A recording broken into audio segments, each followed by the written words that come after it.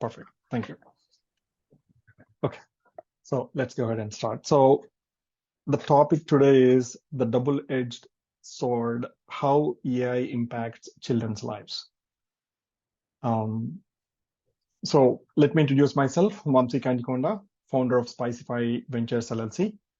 Our focus is on developing AI and machine learning tools for small businesses. So that's what I've been doing for past 2 years. You can contact me after this webinar if you have any questions on the topic that we are presenting today. Okay, so let's go ahead and go to the next slide. So the agenda of this webinar is I'm going to let's discover the latest AI technology and what advancements are on their way. So in general, the positive impacts of AI on kids, and also we'll discuss negative impacts, and then strategies for mitigating the negative impacts and best practices for the parents to support the responsible technology uses. And then conclusion, we'll have a little announcement and then a question and answer session. So this is the agenda for today. Okay, so let's go ahead and start with a few people like who talked about the AI. What exactly they said. Like Elon Musk warned that AI could be more dangerous than nuclear weapon. So as it has a potential to develop beyond the human control. So that is his view. And another great person, Stephen Hawking, the late physicist and the cosmologist, warned that AI could spell the end of the human race if not properly managed. He cautioned that as AI becomes more advanced, it could become uncontrollable and ultimately pose a threat to the humanity. That is his words. And then Bill Gates, the co-founder of Microsoft, has said that he believes AI poses both potential opportunities and risks. He has called for more research into the technology and urged caution in its development, stating that it could potentially pose a threat to jobs and privacy. So another famous person is a computer scientist, a professor at the University of California, Berkeley, has argued that AI could pose a threat to humanity if it is designed to pursue objectives that are not aligned with the human values. So if those are not aligned with the human values, it poses very dangerous things. So these are the few things I wanted to show before. Let me just go to the next slide. So whether you like it or not, AI is here to stay. It is going to stay, whether you like it or not. So we have a few options, right? Ban it using like a ChatGPT or any other tools, bury it, and then come back to the pre-AI world. And the other option is embrace it, prepare our kids to be critical consumers and expert users of AI. So these are the three options we have. So obviously, we have to go for the third option, right? That is the only option we have. Okay, so in general, just to give a brief view of what exactly AI and where exactly we are in the progress of in the spectrum of AI. So the AI is divided into three categories: artificial narrow intelligence, artificial general intelligence, artificial super intelligence. Right now, we are at the stage, we are way past narrow intelligence and we are doing general intelligence kind of stuff. So just give you some examples, artificial narrow intelligence applications are like Siri, Alexa, chatbots, spam filters, etc. So whereas artificial... For Skype, this is the closest I can So find. my Alexa is... The first one is Skype. My Alexa started talking when I say Alexa. Okay, so artificial general intelligence examples are like self-driving cars, robotics, and then NLP and the computer vision library. So we are all at this place. You guys have been seeing the self-driving cars and all that, right? We are not at the artificial super intelligence level yet. But in next 10 years, it'll take at least 10 years to go and then do something what we are doing in general intelligence. The same thing to do in artificial super intelligence, it'll take another 10 years. But the things at artificial super intelligence are very scary. I mean, you'll see the technologies are beyond the human imagination. I don't want to go in there, but it's after 10 years. We still have time to talk about those. Okay, so just to give you like how advanced we are in AI, I just wanted to show you like few applications, just showcase few applications. And this particular one, streaming experience of the future. I think you guys might have seen, if you guys are following like Twitter or in LinkedIn also somebody posted about this. Like a week back, this guy was showing how you can, like in a live NBA game, you can replace a particular character with your character. So let me just play this. It's only a 3 minutes video. Ahmad Rashad, please come out.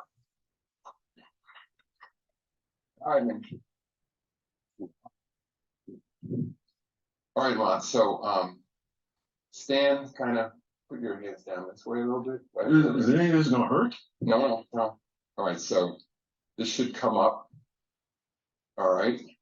So now I'm going to walk around you and just scan your body, right? Yep. All right. That's an interesting shirt you wore today. Is that the one you're going to wear all morning? We're in Utah.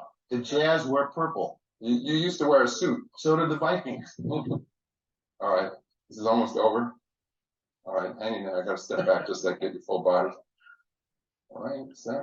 Almost done. Almost done. So he's scanning the live picture. I'm nervous about you taking a step back. We're going to see if that'll be the end of it. All right. Smile for a second. All right. Got it. All right. All right. All right. All right. All right. All right. Painless. All right. I got it. All right. So now, come over here. Let's look at the screen. So now we're going to go back just so you can see this. Go back into that mode now we're at in the app. And now the menu is going to come back up. And so look, we've inserted you in the avatar selection. And then see where the red is going. You can choose different players. Yeah. So then we're going to pick Horton Tucker. And then where Horton Tucker is, so this would be in a live game, you will be inserted into the game. You'll be making all the same movements he was, but it'll look like it's your body. Does he have my skills? We'll see. Okay. All right, you ready? Yeah. All right, so go ahead and roll that. There's that shirt.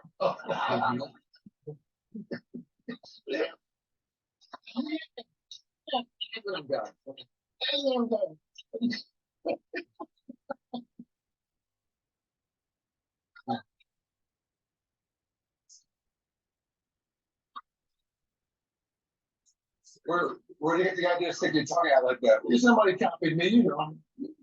It's like you've been lifting. All right, that was incredible. So, Wow. So this is just last week. They released this last week, a week back, I think. So this is one example. So this is another example. I just took this from YouTube, like somebody posted this. You can take anybody's picture and 10 to 15 seconds of their voice, and then you can type anything, and then they'll speak in their expression. I mean, whatever picture you give. So this is just an example like this. Deepfake, generative AI, and morphing are all related to manipulating digital images and videos, but they differ. So this is something like another technology. And then, so there is a third application I wanted to show, but probably I'll show at the end of it, or I can send the slides where you guys can see.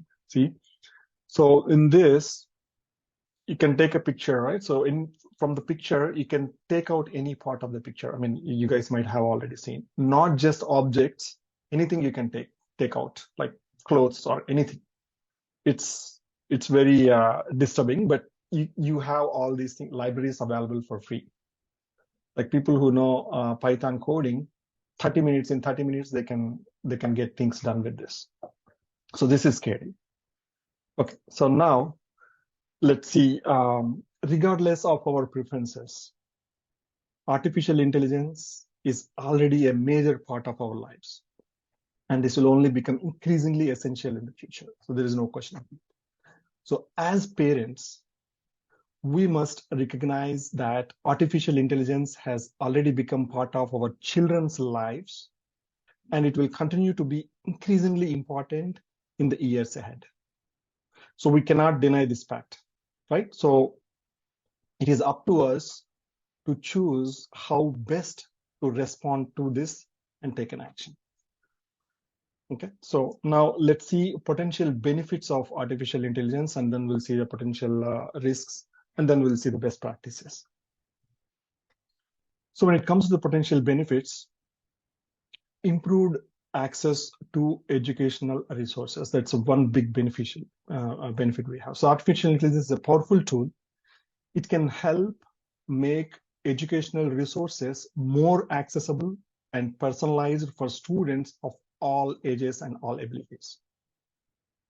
So the next one is a personalized learning. So AI can help create personalized learning experiences for each student based on their learning style, pace, and abilities. So this means students can access materials that are tailored to their specific needs, making learning more effective and enjoyable. So the third point is adaptive assessments. So AI can help teachers to create assessments that are adaptive and can adjust the difficulty level based on the student's performance. So this helps to identify the areas where the students needs more practice and focus on those areas, obviously. So the next one is the intelligent tutoring systems. You can have like intelligent tutoring systems where AI can help create intelligent systems that can provide real-time feedback to students as they work through the problems. So this feedback can help students understand where they went wrong and how they can improve, making the learning more efficient. Next one is predictive analytics. So AI can analyze students' data and predict areas where they are struggling. And it can help teachers to provide additional resources to support the students who needs it, like improving their overall learning abilities. So the overall, AI has a potential to revolutionize the way we access the educational resources and make learning more personalized, efficient, and accessible to everyone. So now let's see potential negative impacts of AI.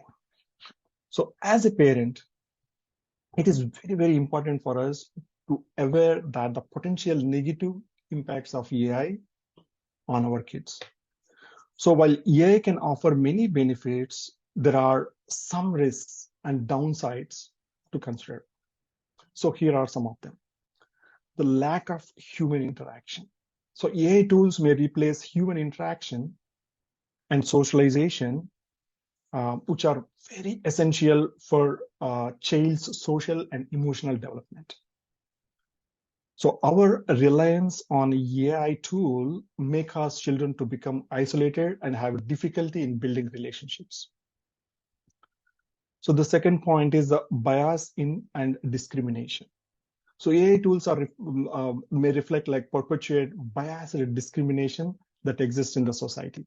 Like for example, facial recognition software, if you take, it may be less accurate for certain race or genders, which can lead to unfair treatment and then profiling. Loss of critical thinking skills. So AI tools provide like answers and solutions without requiring kids to think critically and then solve the problem, right? So this can lead to a lack of creativity and independent thinking skills in the kid. So that's a very important point. and dependency on the technology. So the AI tools may make kids to depend on technology and decrease their ability to function without it. So this can lead to addiction and dependency on technology like that. Like, for example, if you take a calculator, so my kid won't do any math, even simple math, without a calculator. So those are the dependencies automatically will develop. So in AI also. Privacy concerns. So these AI tools may collect a lot of personal information about your children, like what kind of games they are playing, what kind of sites they are looking, all kinds of information. So which can be used for advertising and for all other purposes. So this raises concerns about the privacy and data security. So overall, as a parent, it is really important for us to monitor child's usage of AI tools and ensure that they are being used in a safe and responsible manner.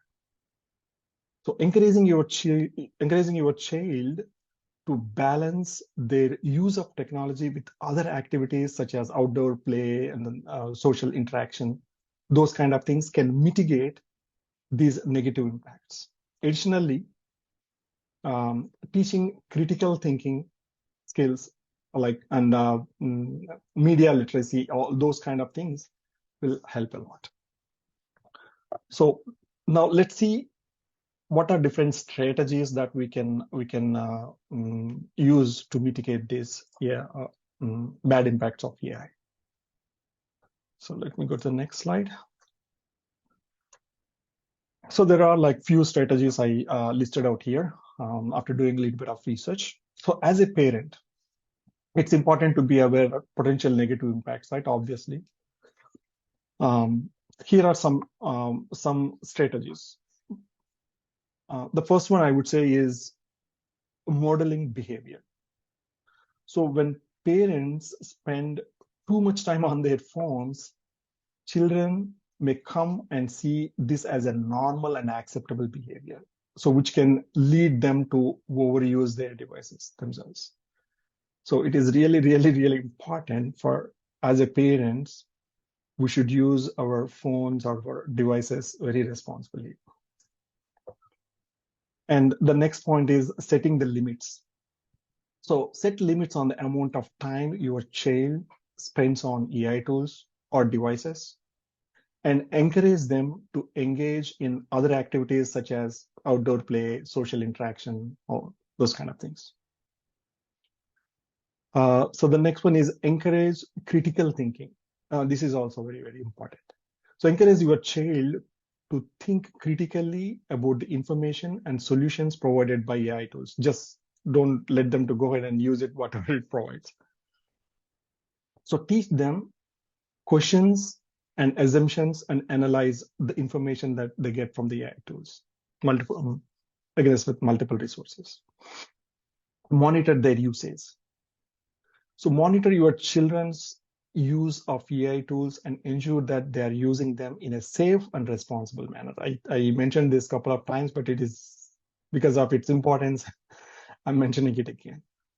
So be aware of the types of data being collected and stored by these tools and apps, and review their privacy policies, like a website uses privacy policies regularly.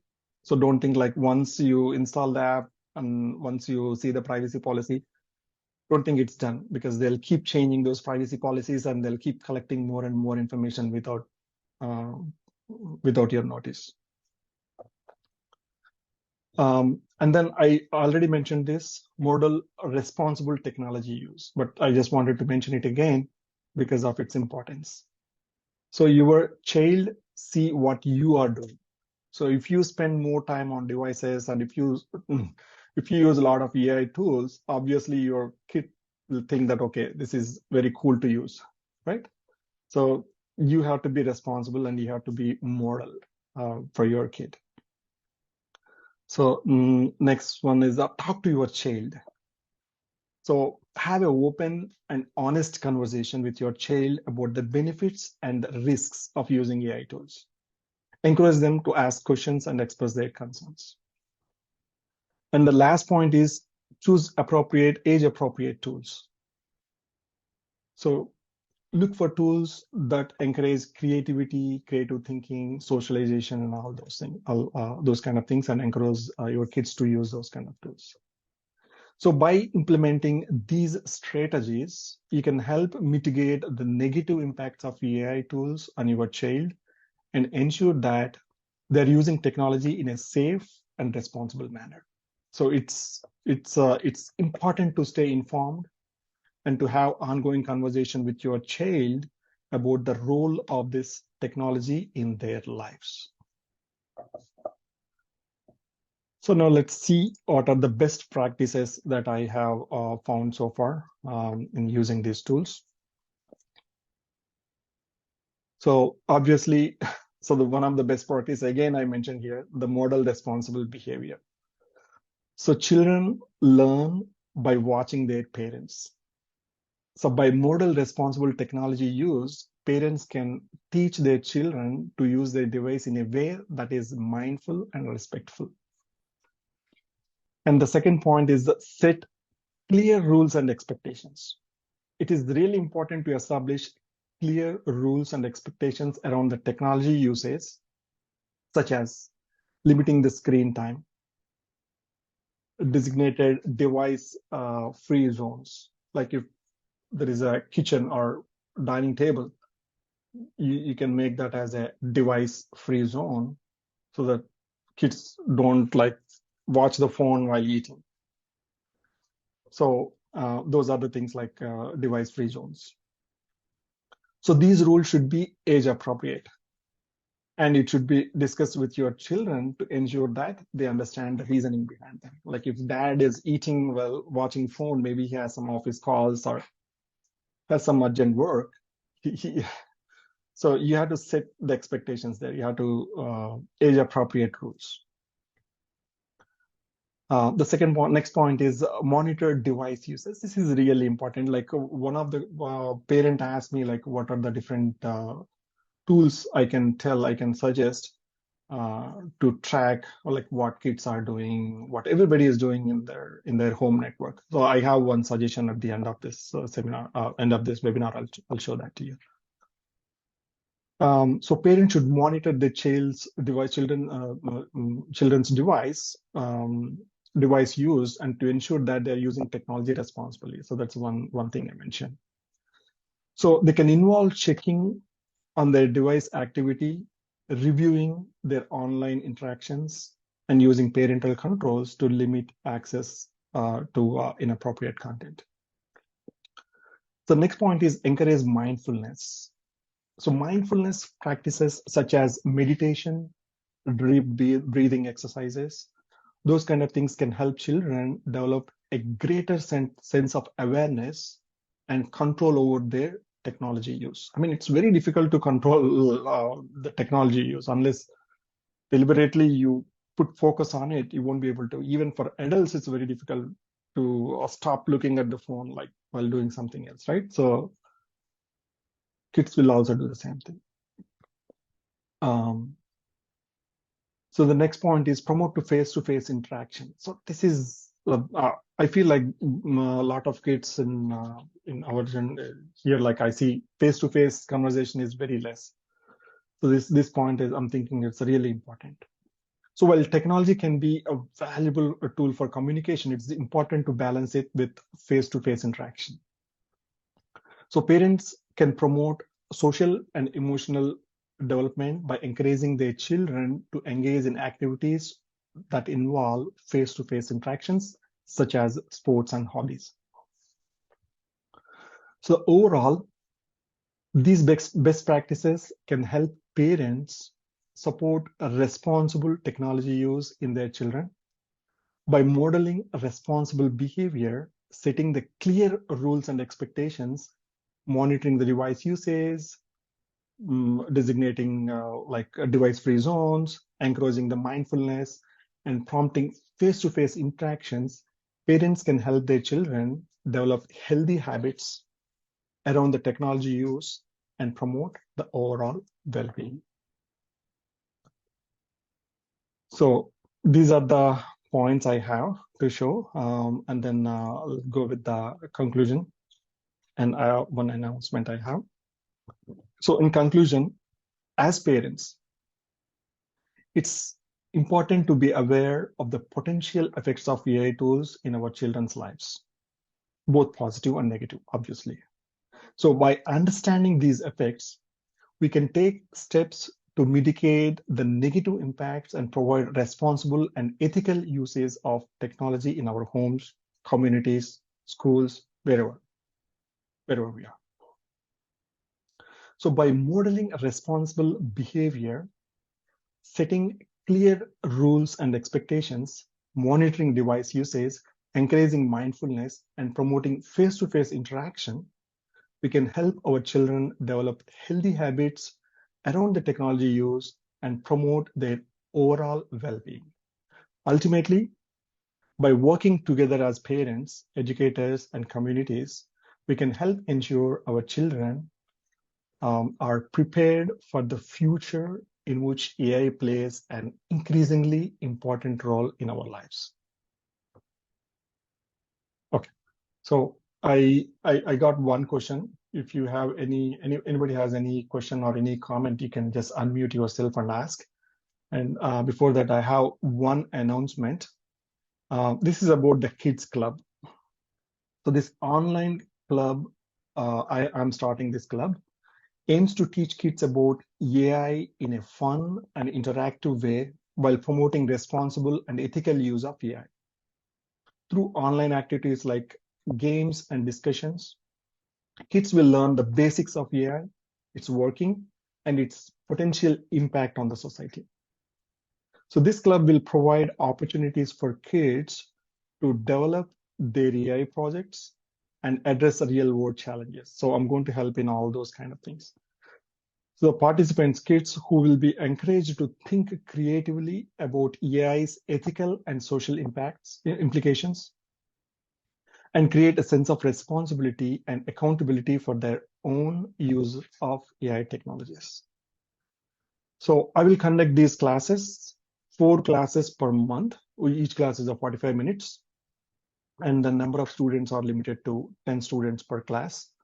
And then introductory price is $60 per month. So this is all about the, I hope you guys all like this webinar and it's informative, I hope. If you have any questions, you can unmute yourself and then ask me. If there are no questions, one person asked me about like how do we track kids what websites they are watching, what games are playing. So I have a solution for that I implemented at my home. So it is using it has like an open source library called Pi-hole, and that can be installed in a Raspberry Pi and then connect to your network hub router. And then there is like just 2 minutes setup that you need to done. So once you set that up, basically what happens is all the traffic will go through the Raspberry Pi, and then Raspberry Pi software, the Pi-hole software, it restricts all kinds of malware websites and everything. And then it not only that, it can also restrict all kinds of ads, any kind of ad network and all those things. It filters all that and then it will passes the rest of the network. So it is very useful. I've been using for almost like 3 years now, and it is working like flawlessly. And it also increases the speed of the network because it blocks all the ads, like media rich ads, because those will take a lot of traffic. So that probably, if you guys want, just contact me. I can give you the resources. It's pretty easy to install the software into a Raspberry Pi and then connecting it to your router. It's just like a 30 minutes job. Anybody can do. Anybody in IT, they'll be able to do. They don't need to be in IT also. It's just like, there's nothing to write anything. You just need to download it, copy the software, and then connect to your router, and then go to your router's page and then adjust a couple of settings and it's done. It works like champ. It's been working for 3 years flawlessly for me. I can share that information. Just contact me privately. I'll share that information. Okay. So if anybody have any questions, please go ahead and ask. I can discuss about those. Otherwise, we'll end this webinar. Yeah. Thanks a lot, Vamsi, for your time. It's very valuable information.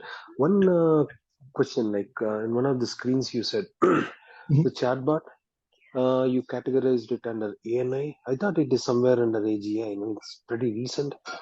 A chatbot is ANI? Yeah, so the basic chatbot is ANI. And then if you take like ChatGPT, that can ChatGPT, I meant to say, yeah. Yeah, ChatGPT can come under AGI. It's a little bit okay. generic one. So chatbot, in the sense like it's only a specific chatbot for your website, right? Yeah. So it's only trained within the domain of your website or your resources. So those chatbots or generic chatbots comes under AI. Yeah. Okay, got you. Thank you.